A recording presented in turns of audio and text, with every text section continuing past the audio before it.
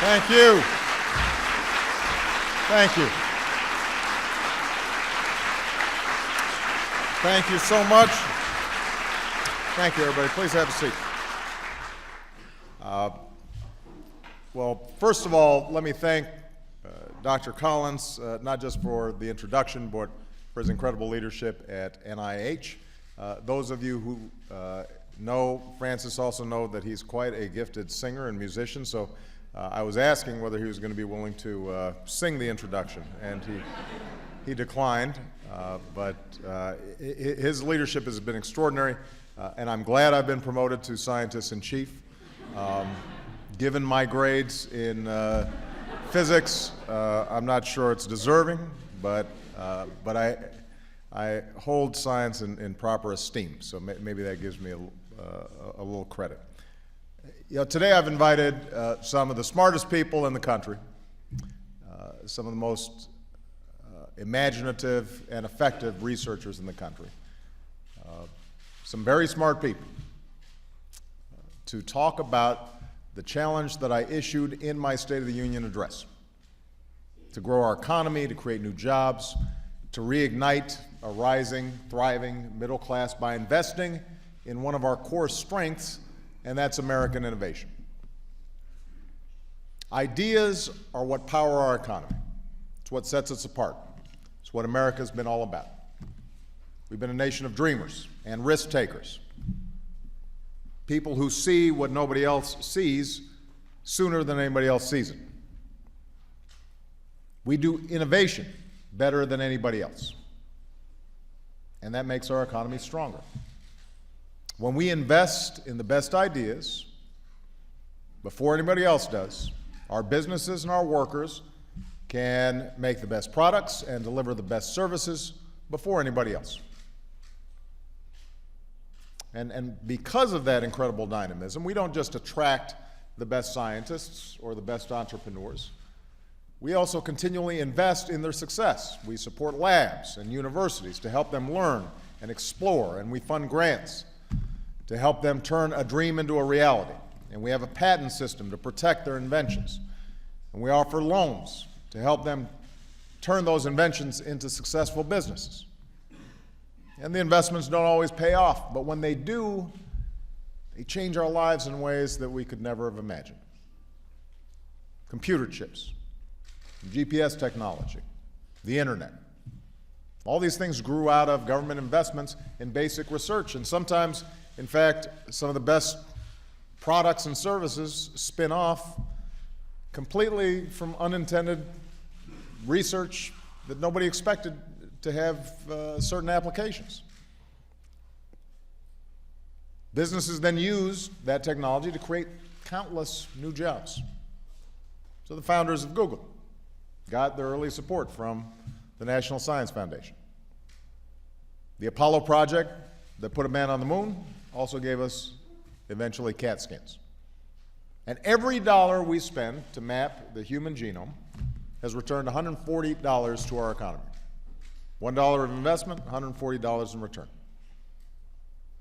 So Dr. Collins helped lead that genome effort, and that's why we thought it was appropriate to have him here to announce the next great American project, and that's what we're calling the BRAIN Initiative. You know, as humans, we can identify galaxies light years away. We can study particles smaller than an atom, but we still haven't unlocked the mystery of the 3 pounds of matter that sits between our ears. So today, scientists possess the capability to study individual neurons and figure out the main functions of certain areas of the brain, but a human brain contains almost 100 billion neurons, making trillions of connections. So Dr. Collins says it's like listening to the string section and trying to figure out what the whole orchestra sounds like. So as a result, we're still unable to cure diseases like Alzheimer's or autism, or fully reverse the effects of a stroke. And the most powerful computer in the world isn't nearly as intuitive as the one we're born with. So there's this enormous mystery waiting to be unlocked. And the BRAIN Initiative will change that by giving scientists the tools they need to get a dynamic picture of the brain in action and better understand how we think and how we learn and how we remember. And that knowledge will be transformative. In the budget I will send to Congress next week, I will propose a significant investment by the National Institutes of Health, DARPA, and the National Science Foundation to help get this project off the ground. I'm directing my Bioethics Commission to make sure all of the research is being done in a responsible way, and we're also partnering with the private sector, including leading companies and foundations and research institutions, to tap the nation's brightest minds to help us reach our goal. And of course, none of this will be easy.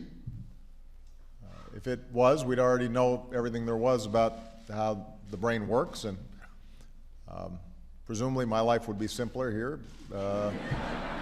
It could explain all kinds of things that go on in Washington, and we could prescribe something.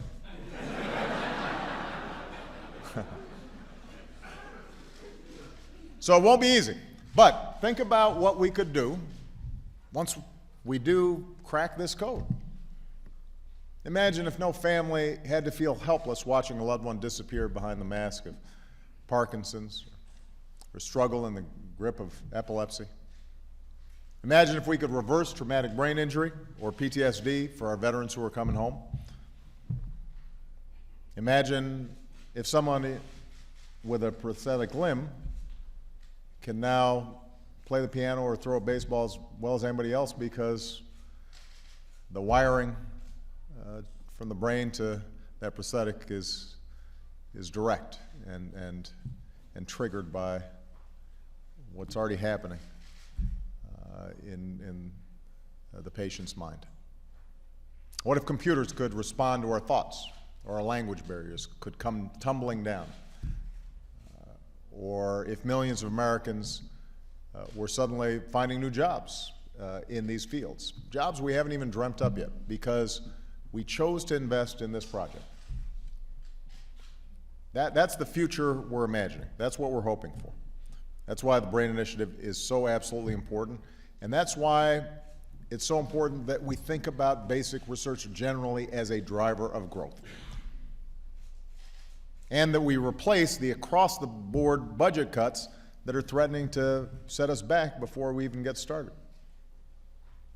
You know, a few weeks ago, the directors of some of our national laboratories said that the sequester, these arbitrary across-the-board cuts that have gone into place, are so severe, so poorly designed, that they'll hold back a generation of young scientists. When our leading thinkers wonder if it still makes sense to encourage young people to get involved in the science in the first place because they're not sure whether the research funding and the grants will be there to cultivate an entire new generation of scientists, that's something we should worry about. We can't afford to miss these opportunities while the rest of the world races ahead. We have to seize them. I don't want the next job-creating discoveries to happen in China or India or Germany. I want them to happen right here in the United States of America. And that's part of what this BRAIN Initiative is about. That's why we're pursuing other grand challenges, like making solar energy as cheap as coal, or making electric vehicles as affordable as the ones that run on gas. They're ambitious goals, but they're achievable. And we're encouraging companies and research universities and other organizations to get involved and help us make progress. Now, we have a chance to improve the lives of not just millions, but billions of people on this planet through the research that's done in this BRAIN Initiative alone. But it's going to require a serious effort, a sustained effort. And it's going to require us as a country to embody and embrace that spirit of discovery that is what made America, America. Now, the year before I was born, an American company came out with one of the earliest mini-computers. It was a revolutionary machine, didn't require its own air conditioning system. That was a big deal. It took only one person to operate. But each computer was 8 feet tall, weighed 1,200 pounds, and cost more than $100,000. And today, most of the people in this room, including the person whose cell phone just rang, have a far more powerful computer in their pocket. Computers have become so small, so universal, so ubiquitous, most of us can't imagine life without them. Certainly, my kids can't. And as a consequence, millions of Americans work in fields that didn't exist before their parents were born. Watson, the computer that won Jeopardy, is now being used in hospitals across the country to diagnose diseases like cancer. That's how much progress has been made in my lifetime and in many of yours. That's how fast we can move when we make the investments. But we can't predict what that next big thing will be. We don't know what life will be like 20 years from now, or 50 years, or 100 years down the road. What we do know is if we keep investing in the most promising solutions to our toughest problems, then things will get better. I don't want our children or grandchildren to look back on this day and wish we had done more to keep America at the cutting edge. I want them to look back and be proud that we took some risks, that we seized this opportunity. That's what the American story is about. That's who we are. That's why this BRAIN Initiative is so important. And if we keep taking bold steps like the one we're talking about to learn about the brain, then I'm confident America will continue to lead the world in the next frontiers of human understanding. And all of you are going to help us get there. So I'm very excited about this project.